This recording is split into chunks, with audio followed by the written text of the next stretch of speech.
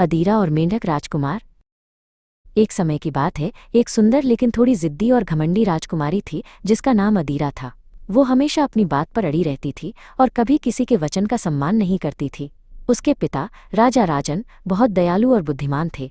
अपने जन्मदिन पर राजा राजन ने अदीरा को एक चमकदार सुनहरी गेंद उपहार में दी। अदीरा को अपनी नई गेंद बहुत पसंद आई।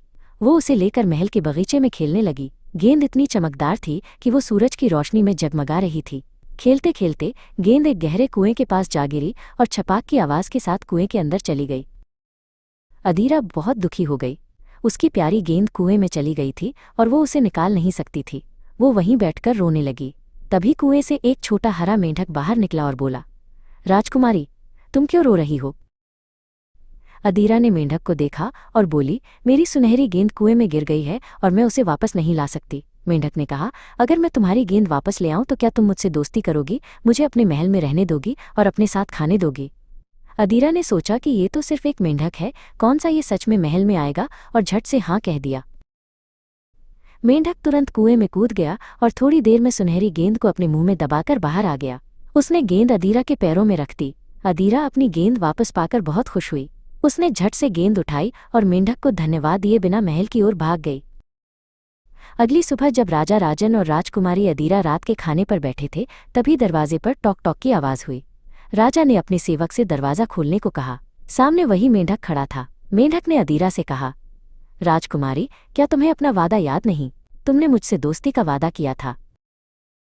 राजा राजन ने सब कुछ सुना और अदीरा से कहा, बेटी, हमें अपने वचन का हमेशा पालन करना चाहिए।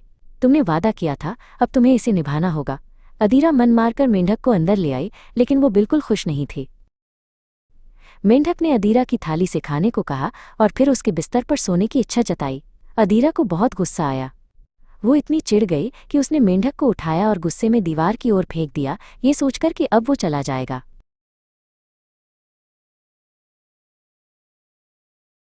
लेकिन जैसे ही मेंढक दीवार से टकराया, अदीरा को अपने किए पर पछतावा हुआ।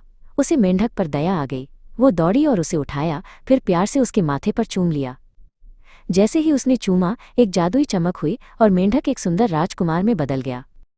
राजकुमार ने बताया कि वो एक श्राप के कारण मेंढक बन गया था और केवल एक सच्चे दिल के चुंबन से ही ये श्राप टूट सकता था। अदीरा ने अपनी गलती महसूस की। उस दिन के बाद राजकुमारी अदीरा पूरी तरह बदल गई। उसने सीखा कि दया, अपने वचन का पालन करना और विनम्रता ही जीवन की सबसे बड़ी शक्तियां हैं। वो हमेशा के लिए एक दयालु और विनम्र राजकुमारी बन गई।